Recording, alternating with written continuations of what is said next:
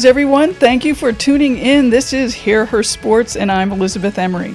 Joining me this week is triathlete and coach Kristen Lamb. It was super fun to talk about her incredibly active childhood. Her mom coached at St. Lawrence University for 34 years. So Kristen was surrounded by amazing athletic role models, from her mom to all the college athletes that she saw training and competing. We also talk about her own training and how she fits in everything required of triathletes. She's been called selfish for taking time away from her family to train, so we talk about that and also other barriers women face to remain physically active throughout their lives. She coaches sprint, Olympic, half Iron, and Ironman triathletes. She has some stories from that. Just this past weekend, Kristen PR'd by 2 minutes in a half Ironman, so she obviously knows how to train and how to continue improving. This year, she increased her focus on strength training and fueling for performance. Welcome, Kristen. It is so terrific you made the time to be here. A huge thank you, because I know you're in the thick of training right now. You know what, I'd like to ask you to start just with, you were a very sporty kid, and I'm interested, how did you get started in sports?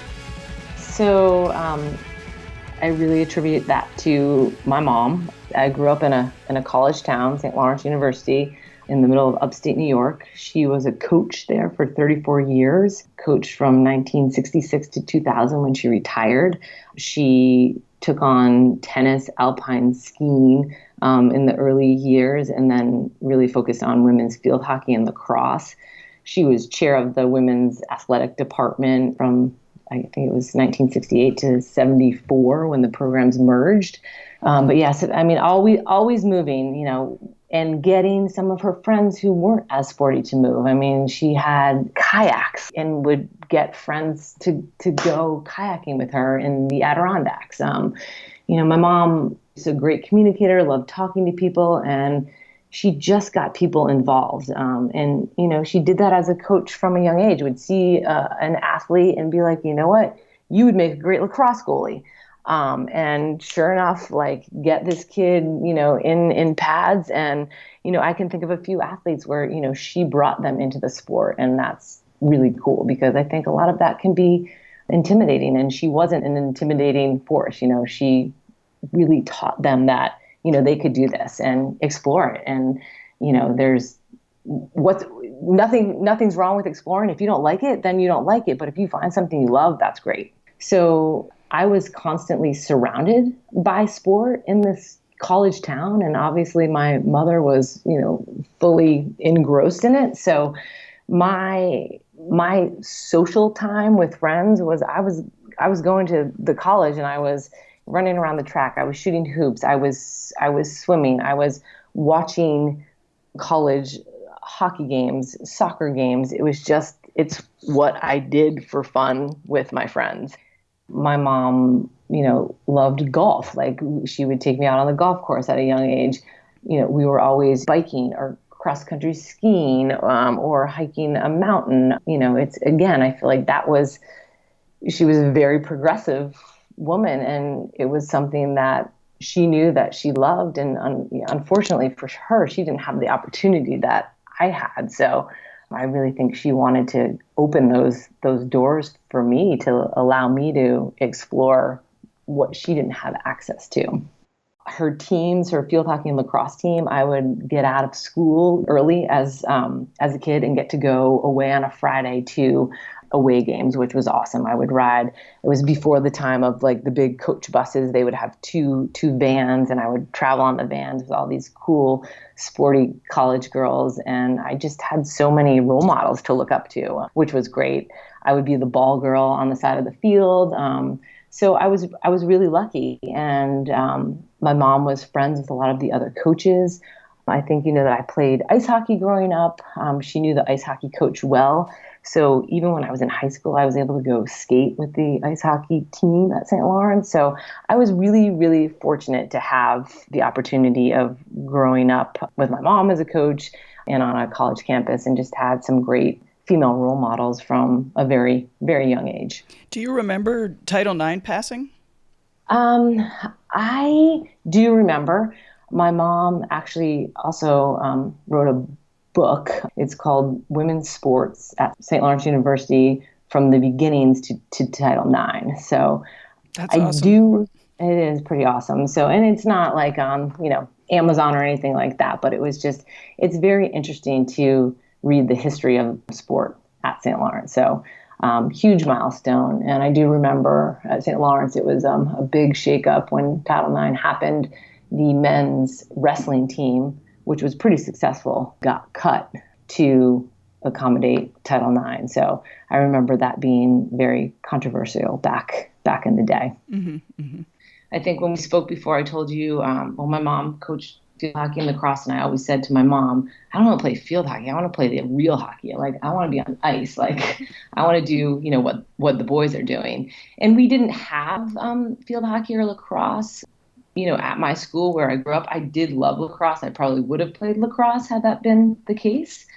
So yeah, definitely, early in the 80s, I played hockey. I really kind of missed that boat for girls hockey. It's so exciting to see the USA team now and how far they've come.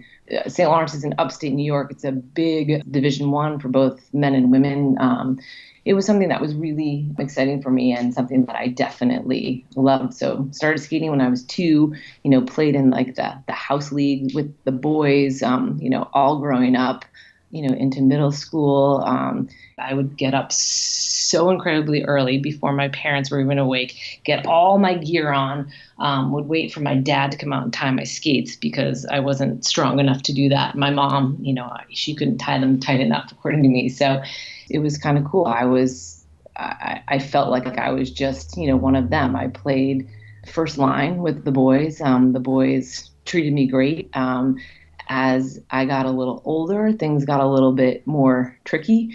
Eventually, we would normally just wear sweatpants underneath our gear and stuff. But as, I got up into 7th and 8th grade, I had to have a separate locker room. So that got a little tricky, but I still, loved being with them and playing with them. And I was, completely accepted. Started to play with them in high school, and then the checking became an issue and just the size difference. And I had the wind taken out of me a few times on the ice. And that's when my parents were like, okay, enough is enough.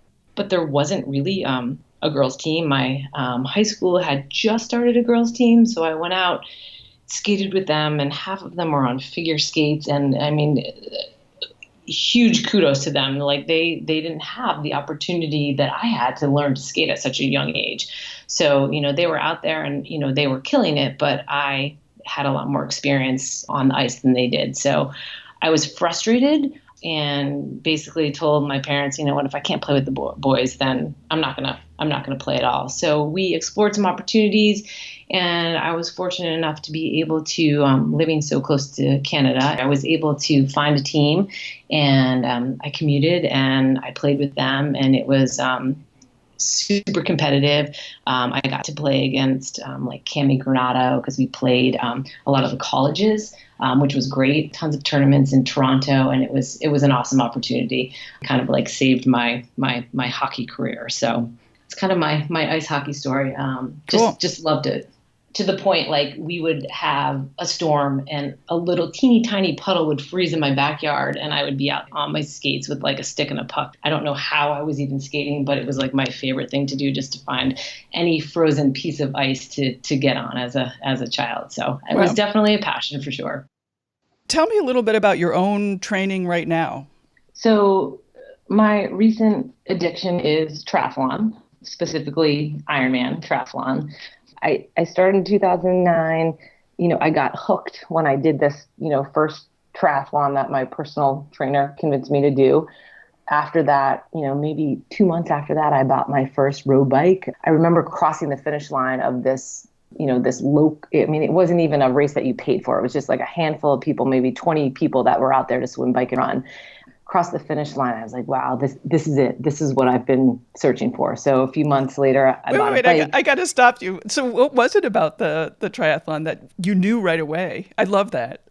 You know what? I just think, like I said, I have that competitive drive in my body. And now it's like, all right, this is something that I can do. I can put 3 disciplines together and it's all me. Like, I'd never really been a individual sport person. I was like, this is it. Like, I don't have to rely on, others showing up, and it was something that I'd never really done before. And it was challenging. I was like, I can swim, bike, and run. And when I finished, I was like, wow, like the swim was in the ocean, and that was kind of like crazy and scary, but I did it. And I'd never really clipped in on a bike before. And I loved the bike portion of it. I loved going fast. And I used to hate running. I mean, I grew up playing soccer, and like running was kind of our punishment, but I ran and I felt great. And I was just like, you know what, this is what I need right now. So in 2010, I signed up after I had my new road bike. I signed up for like 10 sprints. In 2011, I, kind of graduated to the Olympic distance. I was able to compete with Team USA in 2012 and 13. In 2012, I went to Auckland, New Zealand. In 2013, I went to London. You basically do a national race, and you have to qualify to get you race as an amateur for Team USA, but you race against people from all over the world. So that was really, really cool to get to go some cool places. I did my first half in 2012, and I remember finishing my first half, and I was like, oh my God, the people who do Ironman, they're just crazy. I can't even imagine doing that distance a whole nother time. And I swore that I would never, ever, ever in a million years do it. I didn't think I had it in me. 2013, I continued racing all three of those distances, sprint, Olympics, and halves. And then something just flipped in my mind in 2014. I was like, you know what? I'm going to throw my hat in the ring and just try this Ironman thing. Just try it once. I got to see what it's all chalked up to be. I mean, you see all different ages, shapes, sizes, abilities. I was like, you know what? Like, if I know I can do this, I just have to put the time in. So, I got the buy-in from my husband. He's like, if you want to do it, get it out of your blood, just make it happen. And I had the registration up on my screen of my computer, and it kept timing out because I was too chicken to actually hit the button. And when I did, it was like this panic like overcame me, but I was also super, super excited. And, I had a coach at that time, and, it was exciting to me because I had been doing like the shorter distance stuff. So, your intensity level is much harder. You're, pushing a really high heart rate, you're swimming, biking, and running, really pretty fast at obviously the sprint and the Olympic, and even the half, you can push it a lot more. So it was a totally different type of training, more aerobic based. So I like that. And I started hitting these milestones, like, riding my bike farther than I ever had, and running a lot farther off the bike. And that was it was really fun and exciting to me. What I don't understand about the triathlon, and particularly the Ironman, is how does a normal person fit that kind of training in their day? I mean, you have other stuff that you're doing. You have kids, you have a family, you have work, It's a lot of early, it's just a lot of training. It's a lot of training. It's a lot of early hours. And, I coach a lot of long course athletes now, and, a lot of people don't have the time, but it's, what your expectations are. Are you happy with a 15, 16, 17 hour Ironman? Like, some people can do Ironman on 10 hours a week of training. Really, the bulk of your training doesn't really start until when it's really go time, it's like 12 weeks out. So 3 months of training. But, I'm not going to lie to you. There's mornings, you're up at 4:00. I have friends who have, really big time jobs and are doctors, and they'd be on their trainer at 3:30 in the morning. It definitely takes a drive and a passion to want to be able to do this. So, like they say, like if it's important to you, you find the time. I coach a guy who's president of an advertising company, and, his training can change day to day, week to week. It's a little bit of a challenge, but we have to, adjust it. Maybe he can't get a 2-hour ride in because a meeting comes up. So we give him a 45-minute ride with a little bit more intensity. So, you have to be flexible, but it's a lot of early mornings. I try to do my stuff on the weekends super early, so I'm back to be able to spend time with my family. And again, everyone's plan is going to differ based on how much time they have and really what their goals are. But you make time for what you love. And that's Right. how I guess I explain it. Somebody comes to you and they're interested in doing a Ironman, but they really don't have that much time. Would you try to fit the training for an Ironman into their schedule, or would you encourage them to maybe do a half or the sprint distance? People typically, I mean, I've had a few. I have an athlete last year who found me on Ironman Coach Match, and young kid, awesome, like great athlete, great person. He has an extremely busy job. He's an attorney for Major League Baseball players. And we spoke, and he's like, "So I'm signed up for Ironman Texas." I was like, "You do know that that's like 3.5 months away?" He's like, "Oh, I know." And I was like, "Okay, you've never done any sort of triathlon before, not even a sprint." So we kind of talked it through, and he's like, "I will do everything you tell me to do. I can make time for this. This is like a bucket list dream goal for me. Like, please help me get there." And he was the athlete who made it all work. He travels a lot. He would find a pool wherever he was at. He would find a track. He would hop on a spin bike if he had to. So it's really figuring out how much time that athlete thinks that they can give me and working with that. But it takes constant communication because, as you know, life changes. None of us are professional athletes, and there's other things in our lives, whether it's kids or spouses or, jobs, one or two jobs. So you kind of have to get creative with how you're going to make it work. I typically wouldn't take on someone who's never done a triathlon before and wants to jump into an Ironman, but just knowing this guy's background and how active he was, he had done marathons before, I felt like he was one that was going to be able to follow through with it. So in the company that I coach for, Breakthrough Performance Coaching, we do work with shorter course athletes, but primarily people come to us more so looking for guidance when they're taking on like the half or really the full distance. So, a lot of the people that I work with, I like them to make the progression of, starting small and kind of building up to that larger distance.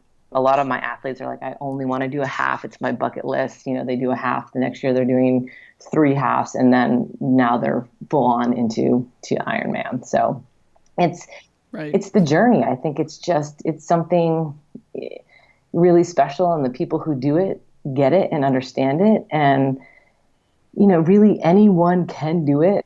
Anything is possible. You have to find the time, to do the work. And I still have a coach, even though I'm a coach. I like to be told what to do. And, if I had to program my own workouts, I probably would scale back and be like, I should be doing this, but I don't really want to be doing that. So, but I love being held accountable. I love getting out there and pushing my body. Even when I'm tired, I always feel amazing when I'm done. So You talked a lot about waking up early to do the training sometimes. How do you, do you have advice for people who are struggling to get up? How do you make that happen? yeah, and it's a hot topic because I mean I'm sure you understand the importance of sleep these days too, and Right. that sleep piece is really critical to recovery and performance and not getting sick. So again, you do have to make a lot of sacrifices to do the sport. I feel like it's taken me quite a while to actually really find that balance. And, I mentioned before, your training for this long course stuff is periodized. So, I know when my really busy times are going to be. So I know I'm going to have to scale back maybe on some social things. And that can be tough, but I also know I pick an Ironman. Lake Placid is kind of my jam, and that's in July. And I know after that, I have the month of August to be more social and be with my friends. So I think if you're doing this, you have to have a passion. Everyone has a story. Why do you want to do this? And my alarm goes off in the morning, and I know the people that I'm racing against, they're probably getting up early too, and I can choose to stay in bed, or I can go up and chase what I love and know that I'm going to feel good once I get it done. It's a great start to your day. If I don't do my workout, I kind of feel a little bit bad about myself. I just feel so much better. Like my body craves movement. So yeah, it's hard, especially, being in New England in the winter and it's freezing cold outside and your alarm goes off and you got to get up and go to the pool. Like for me, there's nothing worse than that. But once I'm in the pool and I'm swimming, I'm so grateful that I got there. Another big part of it is, a lot of times people will question. I've had people question me, as a mom and doing this sport, is it selfish? I'm taking away time from my family and my kids. And, I kind of went down that path a little bit. And you speak to my kids, actually, when I brought it up to them, my oldest almost started crying. It was like, you have to keep doing Ironman. Like, I love it. And they've become a part of it big time. They've made so many friends with kids on our team. They love going to Lake Placid. And I do feel like I'm kind of a role model for them, like teaching them if there's something that you're passionate about, you got to get out there and go for it and do it. And it's not that I want to push them to do Ironman or triathlon. I just want them to find something that they're passionate about and go for it and dive in because, as they say, like, do what you love and you'll have a happy life. What barriers have you found from your athletes that prevent them from doing the work? And what kind of advice do you give them? It's tough. You have to have that check-in with athletes when you notice that workouts aren't getting done. So, we use an online software application called Training Peak. So I schedule all my workouts for my athletes on Sunday. They get their workouts. And I understand you're not going to get everything in, but if you see, an athlete who maybe keeps skipping their long rides, you have to have that check-in. Like, why do you want to do this? We always sit down before I work with an athlete and I want to know kind of what are your goals, for the season? Are you looking to just cross the finish line? Are you looking for, a PR? So it's a constant reminder of why are you doing this event? Like, usually people have a story. So, and it's hard. I'm not going to lie to you. There's times where burnout happens. I think especially in the winter. And a lot of times too, it might be refocusing their training. Maybe the athlete is incredibly busy at work. They're looking at this plan and they're like, I don't know how I'm going to fit it in. So I need to break the ice on that conversation and say, all right, what is it? Is it the early morning? Are you lacking on sleep? How is your sleep? What's going on at home? You really have to get pretty personal with the athlete. We almost become somewhat of a therapist. So do have to kind of adjust the schedule and get them to refocus. Maybe it's a workout that's just too boring for them. So you're changing it up a little bit. So I would say just, constant communication and helping remind them, what they're looking to accomplish on race day. So refocusing them. Right. It sounds like you really like to coach. I do. I really do. It's the journey. For me, it's helping an athlete accomplish something that they never thought was possible. That is so exciting and so rewarding to me. When you cross the finish line of your first Ironman, it's very emotional. It's like this amazing feeling of joy and accomplishment, and seeing people experience that feeling too. It's super emotional. And working with athletes that I've worked with a few years now who are still hitting PRs for, a half marathon, like that's the stuff that makes me tick. Unlocking people's true potential and showing them that, with a little dedication and hard work, you can accomplish great things. I love that. That's cool. Right.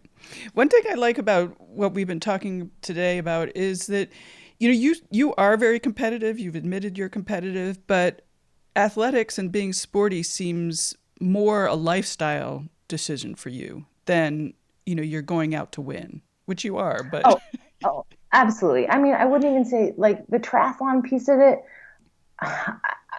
Like I've mentioned, I've met so many awesome people in the sport. I'm competitive with myself. And one of the things that I love about it is no matter who you are or how well you do, even if you come in first and you win that race, there's still a million things you're like, oh, I could have done this better. Like I could have executed in transition better. I could have, on this climb out of town, I should have scaled back my power and I would have been able to squeak out a little bit faster pace, on the run. So there's always room for improvement, and it's, self-improvement, and it's just, it's learning to grow as an individual as well. It's just the desire to be active. You want to win and you want to do well, but I feel like an Ironman, when you're out there on the course, you're rooting for everyone. You know what I mean? It's a sufferfest. And the fact that you're out there with all of those people and you know that we all kind of share this commonality, it's a pretty cool feeling. So supporting others out there, like, I love that too. I love that piece of it. I want to see people do well. I really do. And there's nothing better than going to the finish line at midnight of an Ironman. You know, those people who come in who are, you know, just under that 17 hours, I cry every time. It's just, you know, it's a huge goal for people. And to be out there for 17 hours moving your body, that's pretty remarkable. Like, those people have got it going on. And it's just, it's inspiring on so many levels. So let's go back to coaching a little bit. If somebody wants to start getting involved in triathlon, what would you suggest? You know what? I would suggest reaching out to people and talking. I mean, I love talking about the sport. I tell people all the time, like, reach out, ask me questions. Like, obviously, you know, you want to gain more clients, but I enjoy sharing information. And it's important. You have to give away free information. Everyone's doing it. USA Triathlon has started this initiative called WIN, and it's basically to help drive female participation in the sport of triathlon. There is still a big difference in the amount of women to men who compete in triathlon. The membership for USA Triathlon is only 38% women, so it's still very male dominated. So they're really trying to get more women into the sport. For women in general, you need to talk to women. You need to talk to people like myself and the other female coaches on our team, or women who are competing, because from what I understand, it's very intimidating. It's very, you know, male driven. It's in a crazy expensive sport that never ends. The races are expensive. The gear is expensive. So, you know, talk to people, start learning more. We have Breakthrough Performance. We've actually won a few grants from USA Triathlon to help drive that women's participation in the sport. We did a all-female open water swim clinic, which was really fun. Got a great group of women out there, and I think it was just a stage where they felt comfortable. It was just our women coaches, and they felt comfortable to ask questions that they probably wouldn't have felt comfortable asking had there been, you know, males at the clinic. We did a bike mechanic clinic as well, all female. So, you know, that's something that I'm passionate about, helping women feel comfortable. You got to talk to women who do it. The promising side of this is for the youth triathlon, there isn't as much as a barrier in participation. I think it's 46% females compared to males. So that's a promising trend. So you guys obviously at Breakthrough Performance Coaching made it a priority to get more women involved in triathlon. What are you seeing as the barriers? I mean, you talked a little bit about some of them. You know, is it fear? In a lot of conversations that I've had, it's been suggested that it's fear that's keeping women from doing cycling, for example, and maybe that's the same for triathlon. You know, I think fear is definitely a part of it. I think that also there's that the time constraints. How can I work a job, be a mom, and take this time away from my family to do something, you know, for myself? That's a big piece of it. Also, the financial piece of it. Unfortunately, you know, there's still barriers in males and females' salaries. Unless you borrow a bike, you borrow a wetsuit, you borrow all this gear from people, it's not really like you can sign up for a half marathon and all you need is a pair of sneakers. But in the sport, you need a lot of gear. You know, and I've talked to new athletes who've come to me and feel like, oh, well, Breakthrough Performance Coaching, like you're all this bunch of like elite athletes, and it's so not the case. We work with beginners to, you know, those elite athletes who are looking for that coveted Kona slot. I love working with the beginner. There's so much room for growth and success, and you know, that's what the sport is all about. I mean, you can compete pretty much at any age. For 2 years, I coached a couple there in their 60s, and they came to me and they wanted to do Ironman Mont Tremblant. And At first they didn't want anyone to know that they were doing it. They were just going to walk the marathon together. They just wanted to finish. And then as they started training and started seeing some success, they started to kind of change their tune, and they finished Tremblant. They ran it. They did better than they ever expected. The next year I got them to sign up for Lake Placid, which they were terrified about because it's, Tremblant's really hilly, but, Placid has this pretty scary descent. And, they just, I got them out of their comfort zone, and they did amazing. So the fact that they're, in their 60s and are able to compete, in the 60 to 64 age group, that's pretty cool. That's great. You also mentioned something. I'm so glad you talked about this idea that you're hurting your family by spending time, training for triathlon. I've heard that a lot. I've read that a lot. So thank you for talking about that.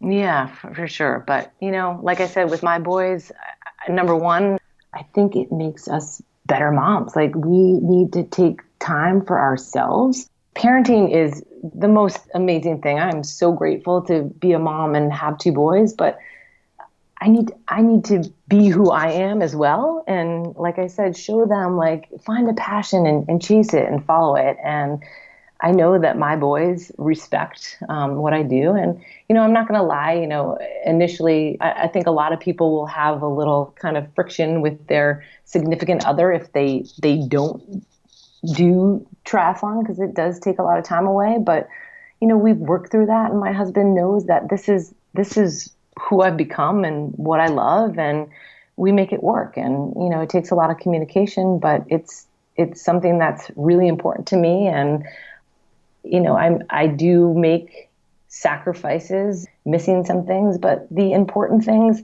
I get there and I get it done. We do a training camp up in Lake Placid where we bring a bunch of athletes up, probably like 25 to 40 athletes up will come up and train on course, and all our coaches are out there. And this year it falls on the day that my son graduates from 8th grade. So, training camp is super important to me. I want to be there. I want to be there for my athletes. I need to be at my son's graduation. So I'm fitting it all in. I'm flying home from Saranac Lake, New York. I'm going to the graduation, and the next morning I'm going back to training camp, and I'm there for 2 days, and then I'm driving home early in the morning and throwing my kids, the younger ones, stuff in the car to go to sleepaway camp for 3 weeks. So I make it all happen, and I make sure that, everyone's okay with it. So again, you prioritize what's important. So, and I've gotten past the fact, like, for a while I was, definitely a little bit insecure. What do people think? Like, I told you I've been called out before. I'm selfish doing this, but I know that I'm not. And I do know that my kids love what I do. And I just hope that some of these, younger girls, I can inspire them that, even as a mom, you can be sporty and you can still do these things that you love. So what are you training for now? I'm training for Lake Placid. Again, that's my A race. So that's end of July 23rd. I'll do a half Ironman the first weekend in June. Those are kind of my two, like, big races. I used to do a ton of tries when I was doing the shorter course stuff, but when you go long, it's harder to kind of fit them in. So those are the only two on my schedule right now, but I usually pick up a late season race or two. And as I mentioned before, I would like to go back to some of the shorter stuff just because it's fun and it's different. And I think it's good to mix it up a little bit. And what's your training like? Right now it's big. It's really, I'm kind of like in the thick of it right now. So, when we get off the phone, I'll be on my bike for 2 hours, and then I've got an hour run afterwards. Thursday I'm doing a century ride and a short run off the bike. I'm swimming longer. I'm going to get to the open water soon, which is kind of exciting. So, things definitely, start to ramp up, but I do like this time because you kind of carry, a base, throughout the winter. And then this is the time of year where you start to, feel really fit and starting to get race ready. So it's fun. Right. And do you strength train? I do. I think that is such an important piece, especially for women athletes as we get older. And it's one of the things that definitely falls by the wayside for athletes, especially as we get into this time of the year when they have to, take on more swim, bike, and run volume. But I started working with, I'm super, super lucky. I coach CompuTrainer classes where you set your bike up on a trainer that's kind of attached to a computer and at this facility. And two guys came in, and the head strength and conditioning coach used to be the head strength and conditioning coach for the LA Lakers. So these guys are incredibly knowledgeable. They have their PTs by background as well, but they love the coaching side of things. So they've really been helping me with kind of these little nagging injuries that we all kind of experience. And I'm really starting to love the whole, I've always done strength training, but I feel like I have a really specific plan based on what my goals are. So I'm really motivated by the strength piece of it this season for sure. Nice. And do you cross train at all? I mean, I don't know how you'd fit that in, but more so in the off season. And by cross training, I'm like riding a fat bike, that kind of thing. But I still, like I said, I wouldn't call golf cross training, but I'm still super active. I play tennis here at home with a group of my girlfriends. I love golf. I try to get out there and play golf as much as I can. I love to snowshoe, cross-country ski. I love to run trails in the off-season. So movement is so important to, who I am. And again, there's times where I don't want to move, but I know if I do, I'll just be a much happier person. And once I'm out there, it's who I am. So I'm up for anything. Right. And you said you have a coach yourself. I do. Mm-hmm. And I always will. I know what I need to be doing, but I like to be held accountable by someone else. And I want someone who, can help me kind of break out of my comfort zone. If I was to program my workouts, I think, again, something, if you're not, paying for it, like kind of who cares? But if you're being held accountable and someone's looking over, all of your data, it kind of, pushes you to that next level. So Jeffrey Capobianco, the head coach for Breakthrough Performance Coaching, he's kind enough to coach me. And, I learn a lot from what he programs for me for workouts and talking to him about, my results and my metrics. So I'm super grateful for that. And what are your biggest struggles? My biggest struggle. So the swim is the hardest discipline for me. I feel like, I'm a solid swimmer, but I'm not top of my age group in the swim by any means. I get through it just fine, but I feel like people like myself who didn't grow up swimming competitively, the swim is so technical that it's really difficult to get a lot better without spending a lot of time in the pool. So the swim is definitely, that's the toughest component for me. So what are your goals? For me, I don't feel like I've been able to accomplish or execute the run I would like to have off the bike in Lake Placid. So I would, really like to have a solid run this year in Lake Placid. And, that's my goal. But when it comes down to it, to be completely honest with you, I feel so grateful, at my age that I'm able to, do what I do. And, crossing any finish line and doing an Ironman is just, such a huge success in my mind. So again, you can't put too much pressure on yourself. That's how I feel about it. I do the sport because I love it. I don't do the sport because I'm trying to, get somewhere or prove something to someone else. I do it because it really brings joy and satisfaction to me in my life. Cool. And you mentioned nutrition. And I always like to ask my guests about their nutrition and, their favorite foods and stuff. So how does nutrition fit into your life? Not only into your training life, but also your family life. So it's something that I've decided to take a, harder look at this year. I've always considered myself a pretty healthy person, but you get a little bit older and hormones kick in. And, when I first started this, I felt like, oh, I'm doing Ironman. I'm riding my bike, 1,000,000 miles a week. I can eat whatever I want. And that's not really the case anymore. So, incorporating some recovery, eating after those intense workouts has become something I'm focusing on more so these days. So, in the morning, if I'm not having a super intense or long workout, I would say my kind of favorite go-to is eggs, 3 eggs with a ton of vegetables, spinach, peppers, avocado. I just throw whatever vegetables I have in a pan with coconut oil and eggs, and getting that protein and carbs from my vegetables. I'm a huge egg fan. Oftentimes I do smoothies a lot as well: berries, bananas, almond milk, coconut milk, a little protein powder. Big smoothie person. My kids have taken on smoothies now. They love them, which is great. My oldest brings one to school every day. My youngest has one before school every day. So we do a ton of smoothies in the house and have fun with kind of creating new smoothie recipes on our own, which is great. For the big intense workouts where I need to really focus on, carb loading, my new favorite this year is I do a healthy French toast with a healthy bread, like an Ezekiel bread, dipped in egg with a little bit of almond milk and cinnamon. And then I just load it with, fresh berries and maple syrup. I also make my own granola, which I love. I love food. I could go on and on and on about food. Lunch is usually have you heard the term? I just learned a BAS, a big ass salad with a ton of protein. My salad bowl, people can't believe how much salad I eat. There's not a lot that I don't eat. I definitely eat red meat. I eat carbs. I eat grains, but I try to time when I'm eating them and when I need them. So really trying to focus on fueling for, performance and fueling for, moving my body. So you're eating your bready, grainy carbs before a workout?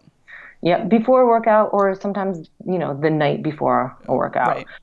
The day before Ironman, that's super exciting because you get to eat everything. It's kind of disgusting how much we eat the day before Ironman just to top off those glycogen stores. But it's like pancakes and waffles and eggs and bacon. And, we try to stay away from the fruits and vegetables, how we normally eat because there's too much fiber. But so it's a lot of food. We kind of taper our eating throughout the day. So your breakfast, you want to be eating by 9, and that's your biggest meal of the day. And then, kind of small snacks throughout the day. Pretzels are kind of my go-to, carby and salty. And then lunch is usually, a turkey sandwich. And then dinner is, and I don't love pasta, but I do eat it before Ironman. It's, pasta pretty plain with just a marinara sauce and some chicken.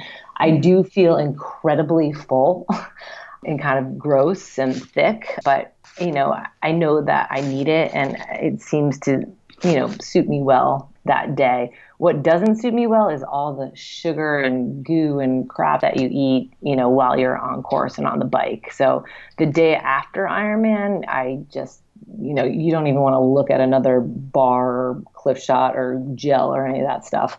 But during the race, I feel like I know that my body needs that. And so I take it. It's just the day after I don't feel so great. Right. But I do feel stronger this year now that I've kind of changed my focus on nutrition, what I'm eating, when I'm eating. Timing is really key. And also that strength piece, having a really structured strength plan. When I kind of this year was like, okay, what are my goals going to be for 2018? The two things for me was I've been doing this for a long time, but I've never really focused on nutrition, and I've always done strength, but I've kind of just done whatever strength wise. Having a plan for both of these two, it's kind of giving me a kind of a newfound energy. So I'm excited to see how it's going to play out on race day. Oh, that's fun. Cool. Yeah. Well, I really appreciate talking to you, and I'm really grateful that we got this time. I am too. Thank you so much. I love everything you're doing. My new thing is when I pick up carpool, I throw on one of your podcasts. I've got a half an hour drive over there, and then I usually sit in line for a while, and it's kind of my new passion. So thanks for all the great content, and keep doing what you're doing because I think it's awesome. Well, thank you very much. I appreciate that. Yeah. Absolutely. Great. Absolutely. Well, have a wonderful bike ride. Thank you. You have a great day as well. Thanks to you for listening. Tell your friends about the podcast. Spread the word about fantastic, strong women speaking up and doing amazing things. Please subscribe on iTunes and encourage people you know to do the same. It really does help more people find the podcast. There are some fun episodes already in the can, so keep listening. Thanks to Agnes Studio, the blog She Rides Her Bike, Gold Mines, and Leap Strategies for super support and partnerships. I'll be back in 2 weeks with another episode. Bye-bye.